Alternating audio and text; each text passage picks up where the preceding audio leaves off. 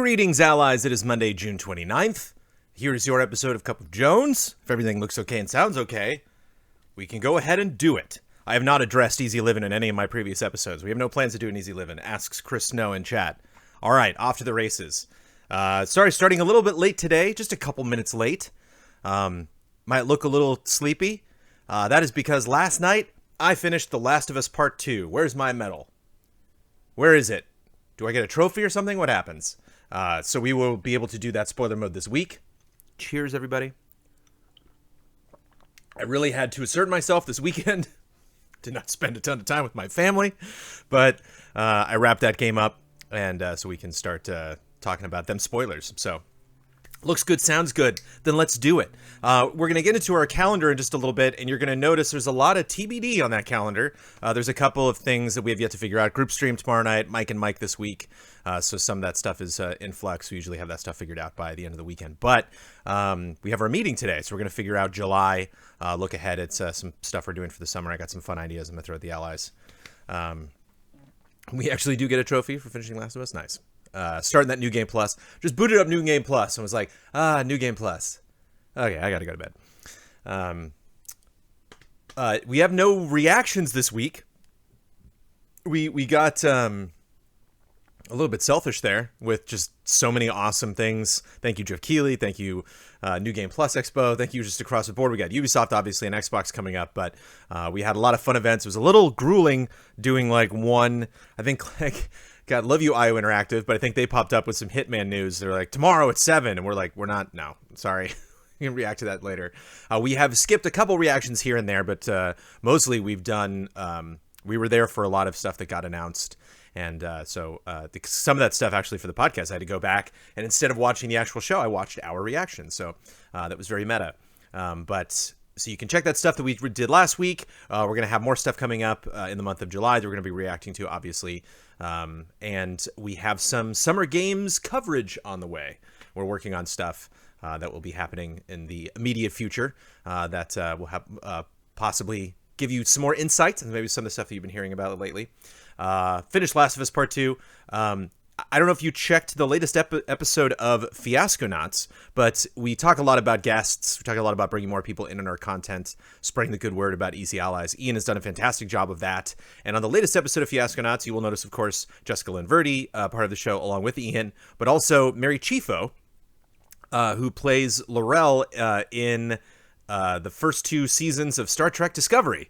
He's a good friend of Amanda, good friend of Ripley Improv, and a fantastic actor, and is in Fiasconauts for you. So there you go. There's a Star Trek actor has now been included in Fiasconauts, who I would imagine was connected through to Ian through the work that she has done and her support of Ripley Improv. So shout out to Ripley, shout out to Mary Chieffo, who has a wonderful family. Mary Chieffo and her family were involved in the massive Zoom call on Milo's birthday. Ian got to chat with the Gloomwood developers, which I, just purely based on aesthetics, had to download that demo and at least play it for like 20 minutes. But I very much enjoyed Gloomwood, and that has not been officially released yet, but Ian got to sit down and spend some time with a 2-person team that produced the game.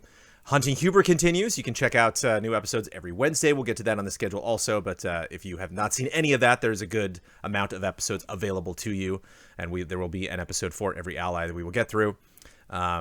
And there are lots of takeaways in this episode. I actually didn't type them out because, again, sleepy and working on Cup of Jones late last night after I finished Last of Us. So I noticed there were lots of takeaways, and I wrote that into the post today for Cup of Jones, but I didn't actually type out the takeaways. So I got my keyboard here. I will type them out live as we go through, add them to the list, and then we will marvel at the amount of takeaways.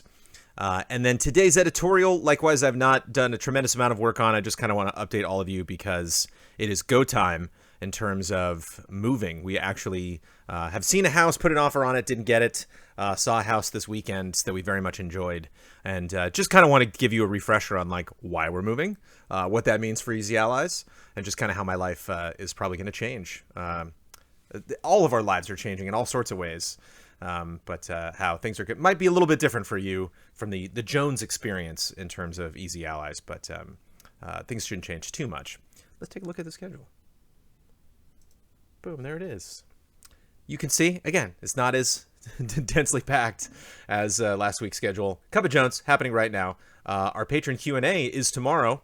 So thank you to everybody that is involved at that tier. Tuesday at 6, we will get together and we will play games. We're not exactly sure. We haven't locked down specifically what we're going to be playing. And I don't want to throw out what our options are potentially at the moment because people will find a favorite and then be upset that we didn't do it. Hunting Huber again continues tomorrow. Stream Team also does not have something picked.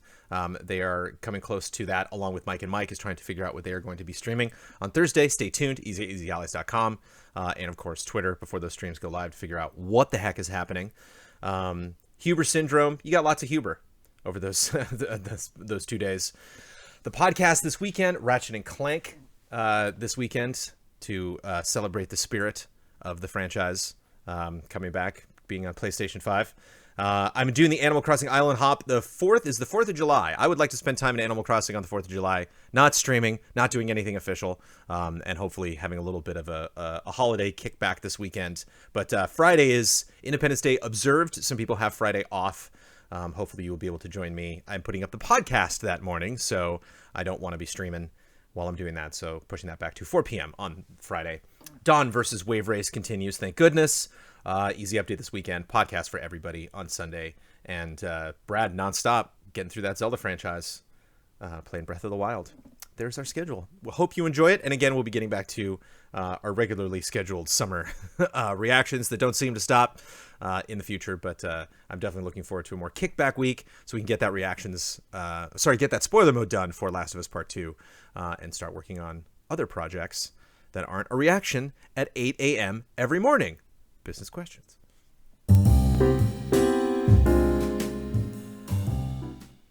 Brian Deneau, you definitely don't have to answer this. And if you do, please do so in broad strokes, no pressure. Since Kyle left, did his salary share of the monthly Patreon income get distributed among the remaining allies, or does it go to the company's bank account savings? Both. It's a split. First couple months, actually it's only been a couple months, but most of it goes into salary. But we are doing a little bit of saving and also buying equipment to make our stuff from home look and sound better. Brennan Kagan, would EZA consider an E3 style awards type stream at the end of this summer of gaming to discuss the presentations, games, news, etc. that stood out the most to you all? Or because everything isn't centralized or focused like E3, such a thing wouldn't be feasible or as interesting and timely that E3 awards have been in the past? I don't know if it's worth a group stream. It might be worth a segment depending on if there's a slow news week on the podcast. To just look back at all the events, pick our favorites. We have kind of covered that to death. I think while looking at all of them together would be an interesting perspective that we haven't necessarily had yet. It might be reaching. I don't know. It might be scraping the bottom of the barrel a little bit. But I will... there's our takeaway. There's our first one. Come on now. Wake up, keyboard. I will throw it at the team. Again, got a meeting right after this Cup of Jones.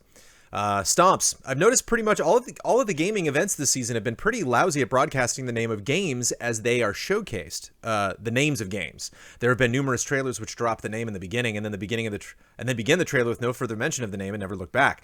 I think a quick, easy value add for your stream coverage would be to have the host manually type the name of each game as they appear, so viewers don't have to be so proactive as to write each name down as first announced and then research them if and when they become interested throughout the trailer or showcase.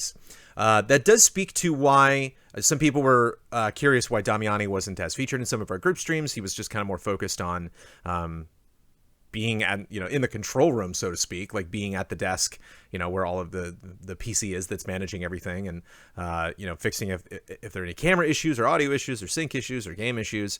And so that is something potentially we can do if one person decides to commit in an event to just focusing on that for reactions. All of us want to be available. All of us want to be, especially with our stay-at-home order, all of us want to be on camera and visible. And so that might be something there's a lot of clicking involved in that. There might be a lot of clicking, a lot of tapping on a keyboard to try to make that happen. And so that would be a lot of work for someone that would potentially then be taken out of the reactions. And so if somebody's willing to do that in the future, it's an interesting idea. I will put in its takeaways. Add names of games. I think it also works much more. I think specifically what you mean is a lot of the indie focused stuff, because those will have 50 to 60, games. Whereas I think the Xbox showing off games are going to be on Xbox Series X, and likewise for the PlayStation 5. I don't know if that necessarily would apply, because I think they did a pretty good job of talking about the names of those games a lot. It's just like when you're seeing game number 38, you're like, I can't remember all of these names. I was tempted to play a game on the podcast where I just showed a screenshot and then tried a screenshot of a game and then tried to have the panelists guess the name of the game, and then say the name of a game and then try to have the panelists tell me what the heck that was. But I thought that might be cruel, because it'd be like, haha, you didn't know about that game. Good job, indie game. Nobody knows about you. Seemed a little savage. Maybe I'll get more savage as the podcast goes on. Daniel Ribeiro, could you please propose to the allies that once per month, a group stream be dedicated to covering indie games? Yes, I will propose that. I will propose that every week when we think about what game we're going to play. There are a lot of things that we put in place as in terms of promises or in terms of regular events that would pop up in the schedule. We had, the stream team was involved in the group stream for a while. We had people picking games we were going to play for group stream. We had a promise that we were going to do at least one tournament a month. Some people have been frustrated that Hall of Greats doesn't have necessarily like an ironclad posting schedule that we, do that, every 3 months on the nose. Sometimes things come up, and that, not necessarily sure when Hall of Greats will be next. Might be next month. I don't know. We'll talk about it at the meeting.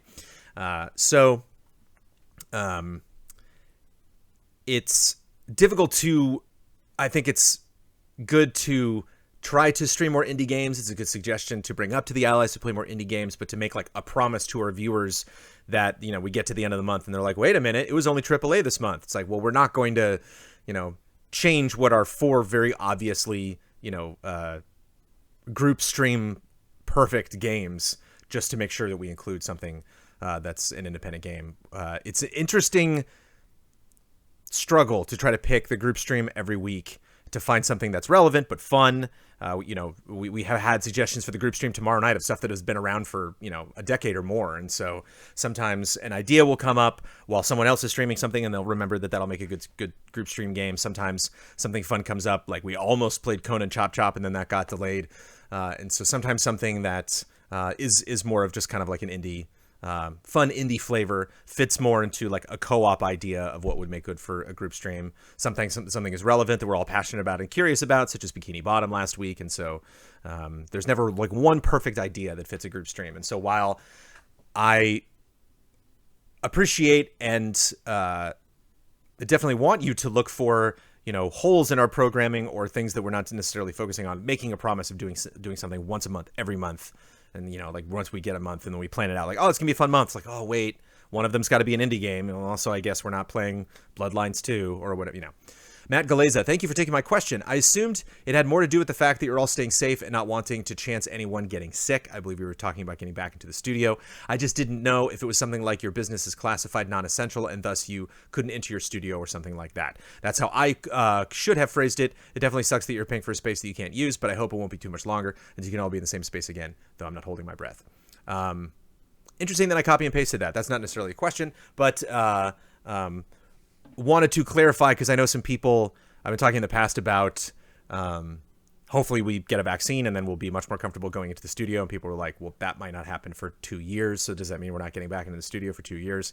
I think the main thing that we're waiting for is a response from the city of LA that sounds catered to the type of content that we're producing. Right now they're trying to get production kicked back up, but that involves people that are making movies and TV shows and commercials and stuff like that. People that they're going to be on set for a very, extended period of time that are all going to quarantine together and then quarantine separately. And so not necessarily something that fits with our group or something that we feel would be advantageous for us to take advantage of. It seems like a lot of work. at the moment, but some of that stuff might open up. Keep in mind also, it's like every state and city is pretty much spiking across the U.S. right now, and so not necessarily the best time potentially for the city of Los Angeles, the mayor of Los Angeles, to be like, yeah, sure, everybody go back to work. But there could be, obviously it's not just like vaccine or bust, like there could be a middle ground there. We're waiting on these updates. Ibrahim Sozer, you should give opening bits ideas to Ian. Put less work on you and Ian would be a good fit. There might be a typo here, Ibrahim. I've read this sentence several times and I might be phrasing this wrong. Like Kyle, he gets told people hates something and goes a step further. He gets told that people hate something and then goes a step further. I'm not quite sure. I know that Kyle-ness of getting people frustrated at you and having weird decisions that maybe not everybody is a huge fan of. Ian also exuberantly, passionately, exemplifies that sometimes. But I don't know. I will pass that. I guess that is an official takeaway. Give Ian bits? I would just go gulp. It's like my destiny on the podcast is just to sit and listen to bits for the rest of my life. Give bits to Ian. Here you go, Ian. Here's some bits. Blood adds, basically, when we see daily stuff like late night talk shows go back to the studio, that's when we can start thinking about it. There we go. Blood sends me a message. Did you see the Tonight Show last night? Oh, I didn't know. Are they back? Ali Salemi. Number 1, are you guys considering doing more than one spoiler mode for The Last of Us 2 so every ally can give his opinion on the story? How about bringing guests since it is such a big release? Have no plans to bring in guests because we are all very much wanting to be involved. And I think some other people, it depends on when we can schedule it this week. It might be like a big, massive, ally thing, which a lot of people, some people liked the, I should go on. We're only planning right now to do one spoiler, but we might do 2, but I should read the rest of this. 2, would you consider taking fan questions, comments from Patreon for The Last of Us 2 spoiler mode? Damiani did this with one of the Final Fantasy VII remake spoiler modes, and I think people really enjoyed that. Considering how controversial The Last of Us 2 story has been, allies in the community might have specific questions, story points that they would love to get your takes on. I totally understand if that's too much work for you guys. I just wanted to say that I would really enjoy that. Yes, that, as I've stated before, that is always up to the person that is producing that spoiler mode. So somebody will host the spoiler mode, make sure the conversation goes along, prepare a list of questions. Sometimes that's a person who reviewed the game, sometimes it's not. I don't think we've labeled specifically who that is. That might be Huber, that might be someone else when we schedule and do that. But whether we take questions from the community is up to them, and it's tricky because people do enjoy that when we do it, but sometimes we have plenty to talk about. And I know we'll go for an hour and a half. Sometimes people are like, I could have watched it more. It's like, well, we're not going to keep a conversation going just to increase the length of the video. Like, we're going to talk about something for the amount of time that we want to talk about it. And there are a lot of things to talk about in Last of Us. There are a lot of characters, a lot of events, a lot of stuff that I'm sure people have mixed feelings about. So, depending on when we schedule it, depending on who's hosting it, and depending on whether we feel that's appropriate, we will take questions. But apologies, that's not like a rule that we do that every single time. I have definitely done spoiler modes in the past where when it was finished, I was like, that was good. I'm okay. I don't necessarily need to spend 40 minutes now focusing on potentially repeating ourselves or questions from the community. Madison Graham, I was recently thinking about the decade that was, and it gave me an idea. Would the Allies be interested in a best games of the last decade, the 2010s video retrospective? I don't really mean a top 10 or even how you guys currently do do game of the year where you eventually anoint one game as GOTY, but just a celebration of the 2010s and the games that have stuck out or the ones that have stuck with you into the past decade. I think it's too late. I think we at Easy Allies don't generally get opportunities to produce content like that, because basically that's like hunting Huber. That's like all hands on deck. Everybody get involved on the show and on some level. And this sounds like something that we would need, kind of like our meeting that we're having this afternoon, where we would need to get everybody involved in it, or get one person producing it and then get everybody to record on their own and then edit that, put that together. I think with all the reactions that are going on right now, with all the reviews that we have to focus on, previews that we're putting together right now, I don't know if that would kind of come out of nowhere in terms of people being like 2010. We're talking about 2020, baby. We're talking about we got next gen coming up. We got these consoles coming up. I don't know if it's prudent to spend time working on that. So you will notice I'm not typing that out in a takeaway. I don't think that will get very far. But if that does come up in conversation, I will express that there is interest from the community. But I don't know if that's something that would be of value to us to take the time to produce. But thank you for suggesting it. Parasite Paladin, you made a comment on a previous Cup of Jones and made me think of this question. Also, I recall that during one fundraiser you did, you got so much money that you had a little trouble figuring out what to buy. What is some equipment that would really help, but also isn't a priority either? You know, a little further down on your EZA shopping list. Well, we just talked about the streaming stage, and we talked about adding names to games when they are announced, you know, to have a little, to basically be doing some of these press conference, their jobs for them. But just in general, having the same type of equipment that we have in the streaming room that we currently have on the main stage. So having a switcher, having multiple cameras. Basically, you know, we have all the headphones that we use. We talked about like buying stuff to hang them up on the wall. Obviously not something we're racing to do right now because we're not using the studio. Since I'm making a move, I actually have a bunch of shelves that I was like literally planning that week. Two things that I wish I had done that week were get these shelves out of my out of the garage and get a haircut. Those are the two things I was almost about to do when the stay-at-home orders were issued. But yeah, I think just kind of kitting out the streaming room stage with its own switcher, multiple, you know, Blackmagic cameras. We've been talking about soundproofing in there because we are very loud and we can hear our neighbors, they can hear us, and so we really want to like pad that wall out that connects us to that apartment. So I think that room just in general, and a lot of that stuff when we've thought about it is kind of mostly cosmetic, and just like makes things easier for us. Does add a little bit of functionality, but might not necessarily make a big dent in our viewership on Twitch. So, and some PCs and 4K capture equipment for our office. Of course, Bloodworth is there. That is not like the next thing on our list that I brought up in the streaming room. It's just the first thing that came to my head. But yeah, having a monitor, a PC, something that is exclusive to just be capturing stuff. So then when we're back in the studio, if somebody's there in between shows or somebody wants to get there early or stay late, that they can just hop on that PC and either play something on the PC to capture or bring their console and set that up there as well. I miss buying stuff for the studio. I'm excited to get back to that. Shauna and Bowman, are there any plans to do a Hall of Greats while working from home, or is that on hold until you're all back in the studio? We are, as far as I'm concerned, definitely doing a Hall of Greats. It's just a question of when. G. Bailey, but I don't have any concerns about doing it not in the studio. The show must go on. G. Bailey, I have a question regarding the recent review embargo for The Last of Us 2. A couple of Bloodworth response questions in a row. So these questions were answered by Blood with a post longer than the question itself.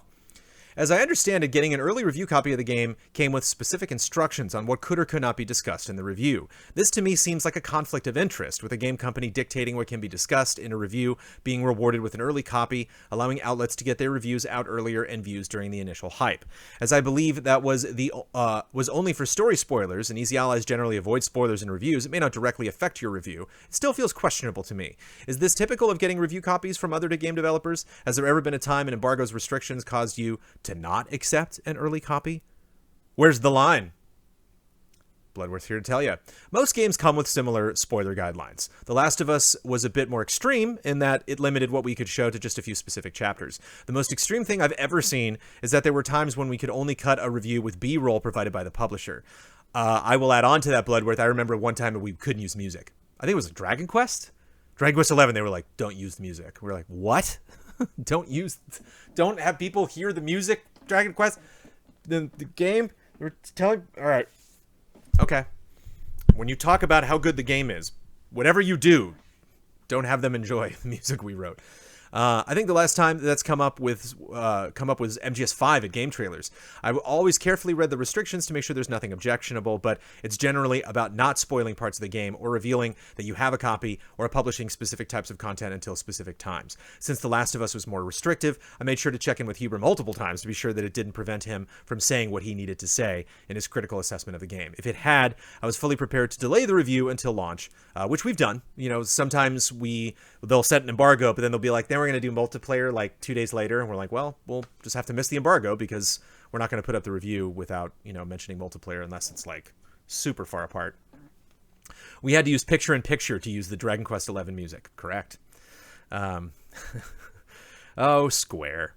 I think one of my favorite memories was we used to put up, we called them massives at Game Trailers. We used to put up giant images that were in the middle of the page. That was basically like, watch this. This is the big thing that you should see. Kind of, if you go to our easyallies.com, you can kind of see the massive equivalent of that now is literally just like the video that's embedded that you can watch.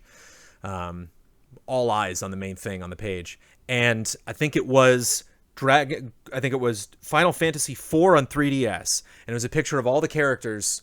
It was art of all the characters. And in order to fit our format, I just swapped the image. I just flipped it 180 degrees horizontally. And we got a cease and desist from Square. They reached out to us and they were like, please show those images in their original format. And I was like, I flipped it. I literally didn't add anything or change the color or anything. I literally just went whoop. And they were like, no, you can't do it. It's like, all right, sorry.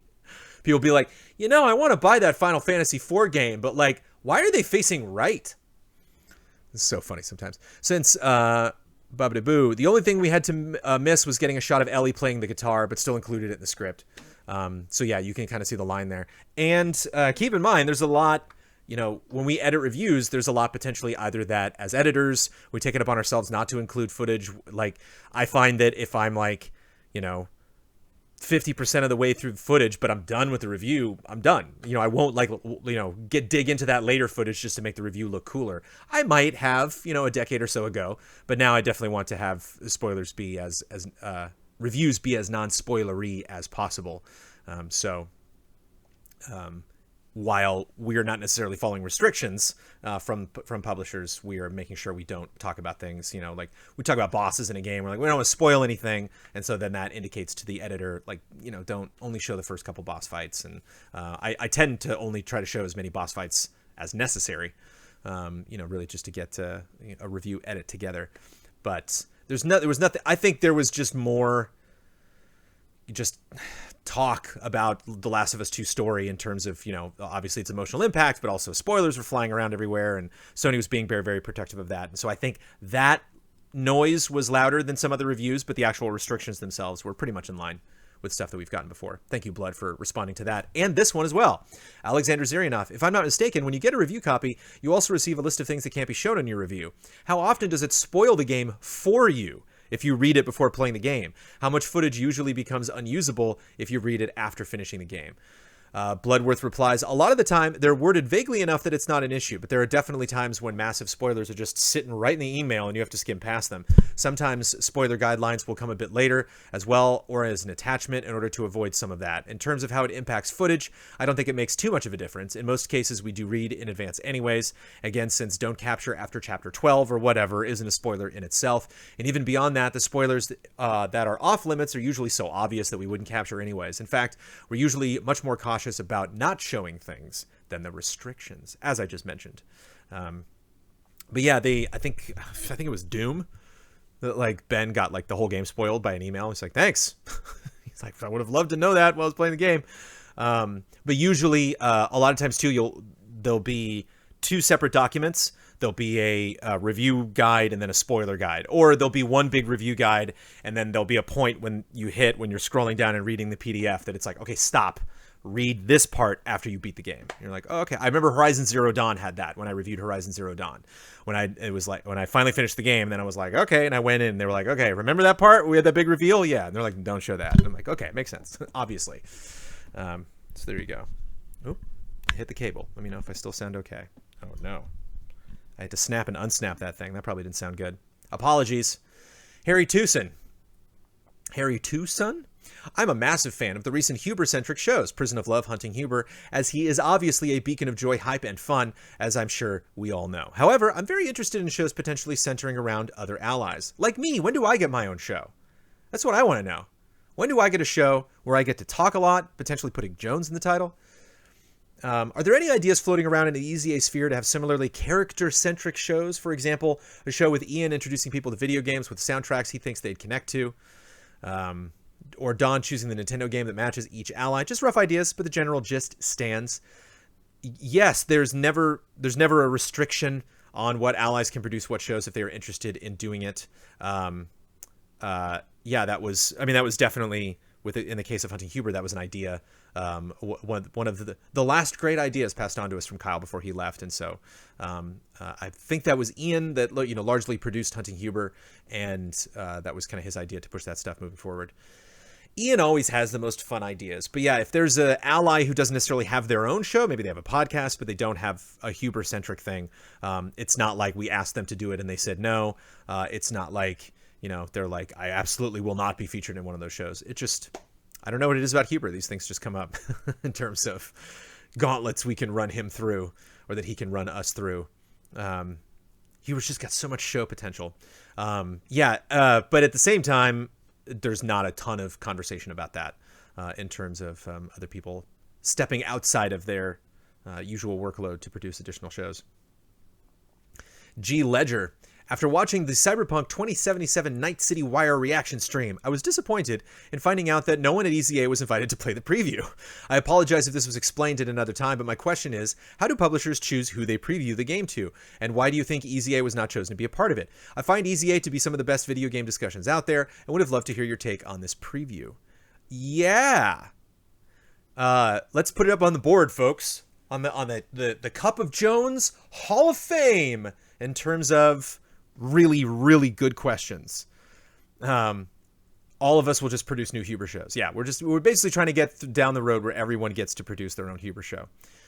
Here you go, Blood. You ready? Let's put this on a t-shirt, Bloodworth. How do publishers choose who they preview the game to? Good question. There's no rhyme or reason, man. No rhyme or reason at all. Is it nepotism? Are it friendships? Is it YouTube views? Is it Twitch views? Is it the views on the last thing that I don't know. No idea. Especially with preview coverage. No idea. Obviously, we've communicated in the past some frustrations that we've had getting advanced copies of Nintendo stuff. So I didn't get Animal Crossing early. Just had to buy that game with the rest of y'all and jump in and deliver that late. But then sometimes we do get stuff early. Some people we get stuff way early. Some people that we've worked with previously to get stuff early, we don't get the next thing that they do early, and we're like, what happened? Sometimes we'll get it early, but we only get one copy, so we won't be, such in the case of The Last of Us. So like that, I had to purchase my copy and catch up on that game so I could be ready for extra content that we wanted to do. So there's seemingly no rhyme or reason to all of us cross our fingers and try to keep our relationships up the best that we can in this industry. So we're available, for these things. The good news is there is plenty of stuff that we have been included in that we will be delivering content that I hope you will enjoy based on that involvement.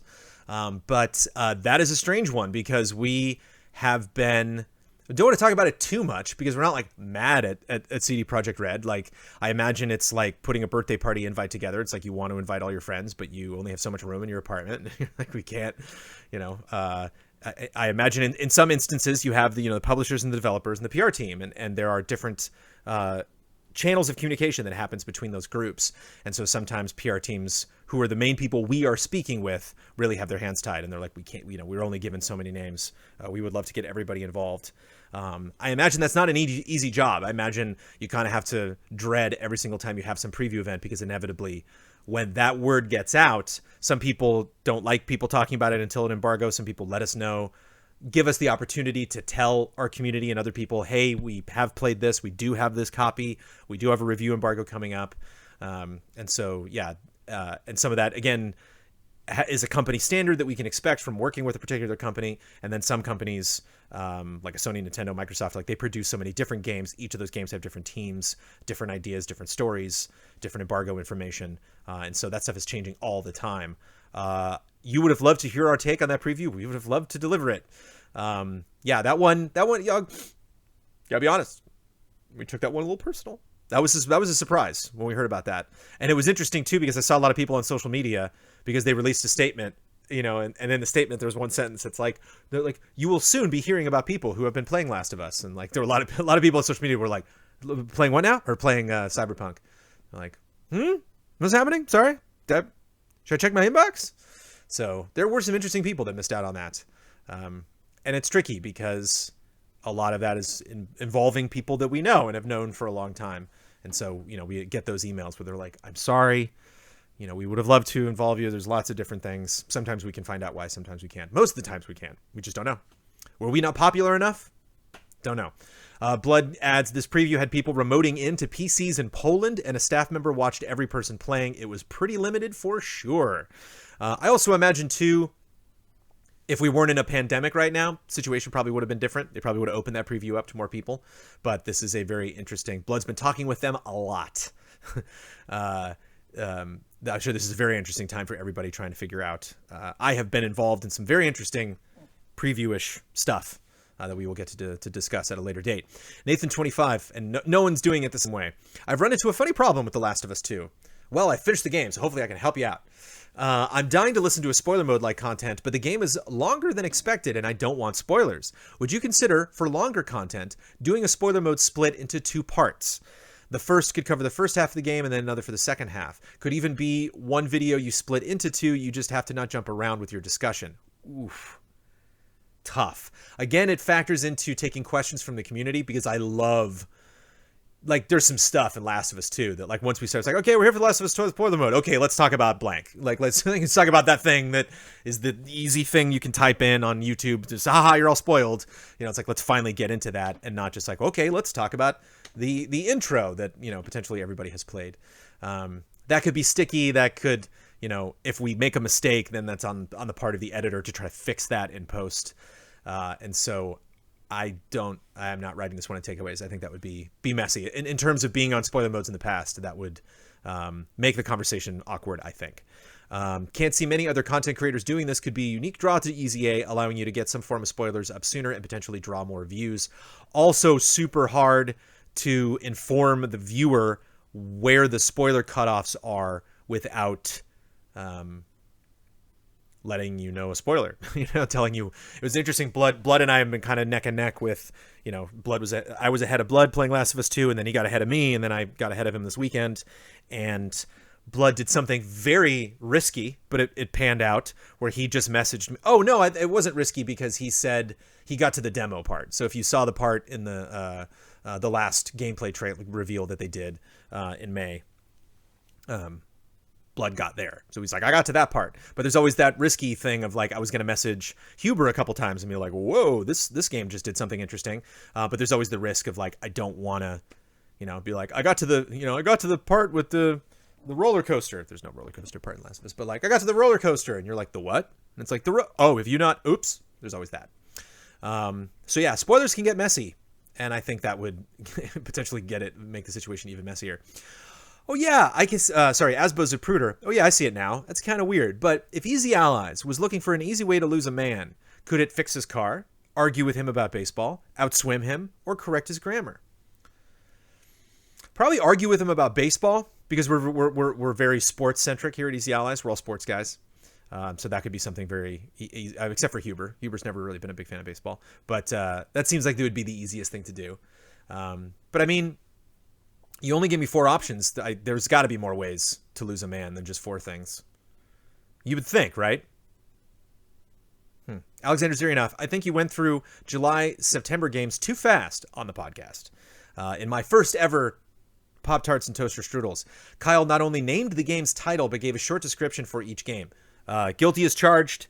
We were doing reactions. I was catching up on events that I had missed that were Monday morning when I was getting ready for Cup of Jones last week. So I typed out that list and organized it as best I could. And then once we were actually going through it on the show, I was like, I should have done a little more research here. I did look up each game, but I should write out a little blurb of what the game is. And a lot of people said that I talked about way too many games.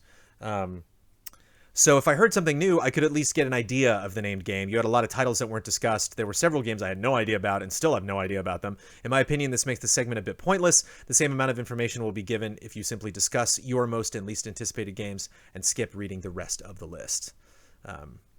Yeah, it's, again, first time I've ever done it, so I definitely had some notes. Sponge J1, let's play a little game of speculation. I think this was on a love and respect question as well, which I love getting the remnants of people, of potentially things that did not make it into. It's like, now that I picked the love and respect questions, it's like, well, you're not going to love and respect it, then gotcha, Jones. You got to answer on a Cup of Jones. Wasn't it just earlier this year, around the time all the E3 related delays were announced due to COVID-19, that we learned that Warner Brothers was going to have a WB Games press conference for the first time ever this year? Am I crazy? Or did we not learn that? What could have possibly happened behind the scenes that would have taken them from being in a position to hold a press conference to being sold off in just a few short months? Or was it the same thing as Square Enix last year, in that the conference likely only really had one or two heavy hitters and the rest was nothing but filler? Really curious for your thoughts and speculation on this. My speculation is that COVID-19 had nothing to do with the sale of WB Games. I'd be very surprised if, that was a thing that they wanted to do. I don't think... the only connection that I can draw, again, it's like a lot of people think that if WB Games is being sold, that means they're not doing anything right now. I think that could potentially mean the opposite. I think they could have a lot of projects that are wrapping up. And so you have people looking for, investors or to increase their capital a little bit because they're like, we're not interested in starting new projects because we have all these, we got this Harry Potter game, WB Montreal, Rocksteady, all this stuff is finishing or in a semi-finished state. So when we sell the company, we can, make money off these projects and then pass it on. And so that aligns to me and why they would have a press conference. And I think maybe they weren't going to have a press conference because of COVID-19. That makes sense that they were like, okay, well, if we're going to do a digital event, let's do it later in the month. Let's have it focused on Fandom, this new thing that's launching, kill two birds with one stone. But in that the conference really only had one or two heavy hitters and the rest was nothing but filler. I have no idea, especially for an entity that has not done a press conference yet. Yeah, curious. We still don't even know. That's still kind of like a rumor-ish because a lot of the involved parties haven't really talked about specifically what the plans are for AT&T and WB Games. And what that's going to mean for the future of potentially games that are in development. We will see. Aurelian Grenier. I just finished Last of Us 2, Part 2, and after that, I watched the EZA review for the first time, and I realized that Hubert did not mention the length of the game. I remember the first time I watched the GT review of BioShock and being enthusiastically surprised with the mention of a 20-hour experience. I know some people consider saying the length of a game is a spoiler. What do you think? I don't think saying the length of a game is a spoiler. I can see how some people would consider it a spoiler. I can totally sympathize with people who do not want to know that information. I think that borderlines on I think that is in the arena of me being surprised at people that are like, I do not want to know how long that game is, but I do want to watch a 10-minute video explaining all of the other details and letting me know what that person thought of the score of the game. It's like, that's a very particular note that you are looking for a review. You're not sold on the game, so you want to watch the review to inform your purchasing decision, but you don't want to know how long the game is. But you want to spend money on it, but you don't want to know how long you're going to be spending with it. Interesting, especially because length of games, tends to fluctuate. Yeah, we don't always mention it. And sometimes we'll just mention a game is how long it feels or how long it, what it was like, pace-wise getting through that game. And then sometimes we'll actually drop a specific hour number. Shout out to games that actually track that for you, because it's very tricky if I get to play like 2 hours one day and 3 hours the next day and 4 hours the next day. It's like, how long have I played? I don't keep a stopwatch every time okay, I'm playing right now. I think one time I actually did that in Premiere where I brought all of the clips into a sequence to line them all up. And then I was like, that's how long the game is. Because I think I'd captured like every second of the game and it was kind of a shorter game. So I actually did want to note I spent exactly 5 hours, I can tell, because that's how long my footage is.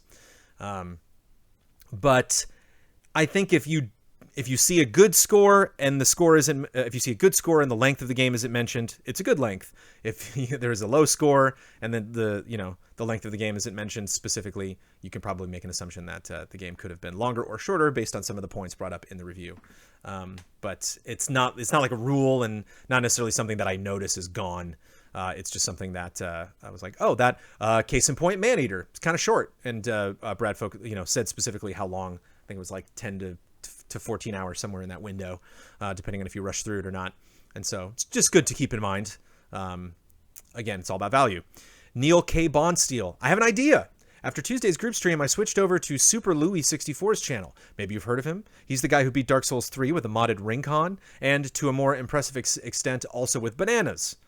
Last Tuesday night, he was playing Breath of the Wild with his modded Rincon. It was a very jolly, silly stream and a perfect follow-up to the Allies. For all the crazy things he does with controllers, I was shocked to see he barely had 20 people watching his stream. This is the man who beat the Nameless King with Donkey Kong bongos, for God's sake. Anyway, the point is that I think a super easy way for EZA to support Black content creators is to raid host their streams following the conclusion of your own streams. Doesn't necessarily have to be Super Louis 64. He was just the guy who gave me the idea, is a good fit for the EZA audience, and in my opinion, is severely underappreciated for what he does. And if you're curious about Super Louis 64, here are some links to get to know him, at the very least for the entertainment value. Those are available to you, patreon.com/EasyAllies. Look up the last Kappa Jones post, and you can see those. I'm not going to read out the URLs, but you can check that stuff. Yeah, that's something that I've been thinking about. I'm going to bring that up in the meeting today. Just generally, is there so because we do have favorites, Games Done Quick, Ripley, like there's stuff that we have hosted that Kyle, that Kyle guy, he's up and coming, that we know we don't necessarily have to like get approval from the entire team. I think it might behoove us to put some more names on that list.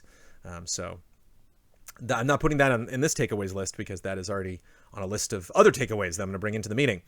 And finally, Morgan Mohala, in light of the national protests and global pandemic, how has your view of games media changed? Are you more aware of certain things or more sensitive to specific topics? Looking back after the events of 2020, is there anything you wish was handled differently in a game, in the industry, or in your own company?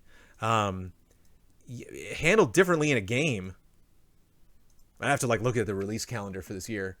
I mean, not specifically. I think WB Montreal needs to get their act together in terms of how the hell they're advertising this game. That's got to be one of the weirdest advertising campaigns I think I have ever experienced. I think Avengers could sell itself better. I think I'm mostly focused on advertising campaigns and how they can do a good job. These are good games that are potentially could make more money if they're sold in the right way. I had issues with Resident Evil 3's story in terms of I thought RE2 kind of upped the ante a little bit more than RE3 did in terms of making the story more interesting. But at the same time, I played RE3 6 times, and so I get what they were going for and very much enjoyed that. How do I wish anything was handled differently in the industry? I mean, we're seeing that every week. We had the Black Lives Matter movement, which is still continuing, but obviously that raised a lot of concerns about issues that are affecting people of color in the gaming community across of course the world, but obviously all major entertainment entities, even sports I would lump into entertainment in that regard, because they're all just trying to put on a good show now, and a lot of them are prohibited from doing so. And then now we have this huge push, as we talked about in the podcast last week, of, the Me Too movement is having a resurgence, with Naughty Dog coming out, Last of Us 2, it's kind of restarted the conversation, at least with that company, about crunch, how important it was to get that game finished at this level of quality, whether games should be shorter. So I think it's a case-by-case basis. And so I don't think there's generally one thing I could say that just kind of waved my magic wand and everything would get better across the industry. But I do appreciate via social media that I'm can be easily informed about these things, that doing research on them is not too difficult for my part, that there's a lot of people that are working much harder than me to make a lot of this stuff known by people in social media. And so I've been doing a lot of watching, a lot of reading, a lot of listening,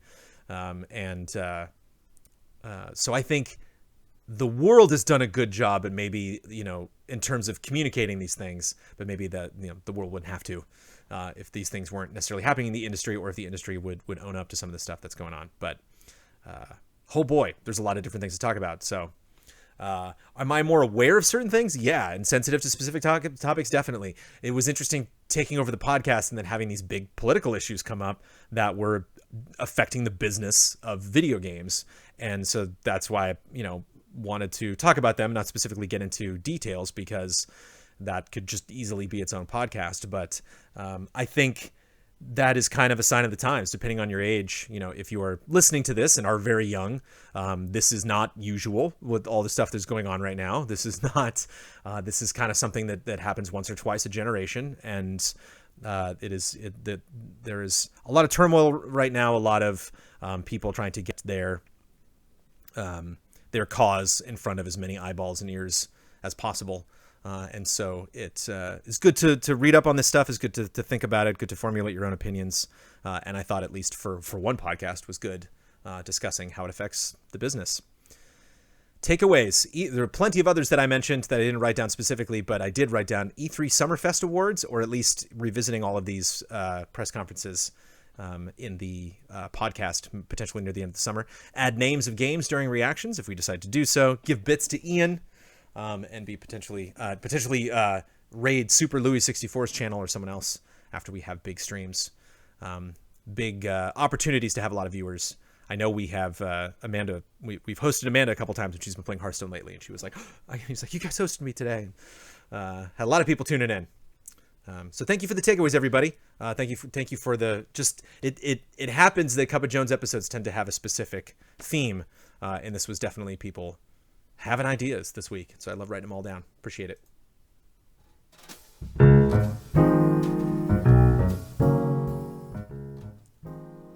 Hi, everybody. I'm moving out. See, I'm moving. It's weird, everybody. It's weird to move. We've been in this house a long time. Been in this house for about 13 years. And when we moved into this house, we were living in an apartment. So it wasn't that big of a deal in terms of space. We were definitely moving into a place that had much more space, so we could just kind of, this garage was great because we just kind of dump all of our boxes into this garage and then move it into the house. But now we're in a house going to another house. And so that's kind of difficult. It's always, there's no two cases are the same in terms of like, so wait, I move out and then you move in. You can't move in until I move out, but I'm not moving out until this day. And so you try to sell your house then, but then when your house is sold, then you have nowhere to live. And so you got to move into this house, but you can't buy this house until you sell your house to have the money to buy the other house. But then I can't get out of the house until I sell my house. And then I know when I'm going to move. So I'll move in on this day, but then the escrow begins and then you can move in. It's pretty crazy. And right now we can only make contingent offers because we're like, we haven't sold our house yet. We haven't moved yet. And so it's tough to get emotionally involved in because there are some houses that might not be absolutely perfect, but might just work well for our goals and financially what we want to do. And it's tough to just realize kind of the concessions that you have to make, to ultimately get what you want, but maybe not get absolutely everything ticked off the box because a house is a big deal. That's a big purchase. And that can be a little spooky. But in terms of what, just very briefly, what that means for Easy Allies. So yeah, I have obviously ever since Easy Allies started, I've been here. Ever since Cup of Jones started, I've been here. I've been at this desk. The background's changed, but the lights that I currently have right now are the very first lights we ever had at Easy Allies before we got all the other stuff in that is now in the studio. Thank you, Amanda. She got these two lights to use for auditions when she does recorded home auditions. She now has her own light that she uses and only needs these things when she's doing something a little bigger. But and then I got my lamp over here. So like none of this, this setup that you see right here was basically in this too. I was like, should I take this down and like put up like a different picture? Maybe I should just get little push pins and just put art that people have given me all over this wall. Never got around to it. And now that we're like actively planning to move, it's like, let me just get in a new space and actually build that space out. And I've never done that and I know I've mentioned this before. This might seem like a broken record for people. I just haven't brought it up in a while. And I'm bringing it up now in this editorial because like we are moving. We are like actively we're in this limbo of like looking for new houses, but also trying to get our house on the market and pass it along. And so lots of emotions, lots of thoughts going back and forth. But I'm really excited about the idea. The house that we currently have an offer in on a house. And so I'm trying to think about it too much, but like there is a space. It would be my office. And the only thing that would happen in that room would be Easy Allies work. And it even has like a nice color tone that works in the background that I was like, oh, that actually works. I could just put some pictures up and set up my camera. But it'll be nice not only to invest in actually putting together a space the way I want the space to be put together, but as I mentioned, these lights are not perfect. They're not perfectly placed. They're just kind of like, yeah, that fits over there and that fits over there. That's great. This light in particular gives me lots of shadows under the eyes and the nose. So it'd be nice to actually get specific lights that are factored on the Uzi Suicide, thank you for the aliens reference. I appreciate it. To actually get like stand-up lights that are just around the desk to actually have space. I don't really have like a shelf right now, like to put things on. So it'd be nice to have like a little more desk space, and maybe acoustically treat the room. I don't think I sound too bad in here, but just potentially, take steps that I have not taken before to make this regular show that I produce and the stuff that I do from home a little bit better. It's nice that the one thing that I'm not terribly worried about with this move is the commute. I've always done, my damnedest to be as close to work as humanly possible, and I have managed to pull that off for the most part. When we were at Defy, I did have to drive a little bit. I think it's the farthest that I've had to drive for a job. And this will definitely be, with the neighborhoods that we're looking at, way farther than that. So it'll be interesting to have like a lifestyle change where I like listen to podcasts more, or, call Amanda when I'm driving home and talk to her on the phone, or, kind of do what the Allies have been doing that I, thankfully did not have to do and had the luxury of not having to worry about, which was, if I missed something at home, I could run home and get it. If, I didn't have to leave for the office until, 20, 30 minutes before I had to be there because I was that close to the office. And so now that I'm farther away, I can definitely appreciate the Allies trying to schedule as many things as they possibly can so that they're not, in no instance would they go to the office, then go home, then go back. It's just the idea of like, well, as long as I'm here, let's do something else. So yeah, lifestyle wise, it's definitely going to change for me. Just in case people are wondering, or in case you hear me talking about that, or Cup of Jones gets weird for a couple of weeks and people have just missed like, whoa, why are we getting text only Cup of Joneses? It's like, oh, Jones is moving this week. And then, we're going to get the new Cup of Jones in like a week or two or something. It's like, oh, why did Jones move? We just need more space. We obviously our budget's been a little tightened, obviously, since working at Easy Allies. I don't make as much at Easy Allies as I did back at Defy Media and Viacom, but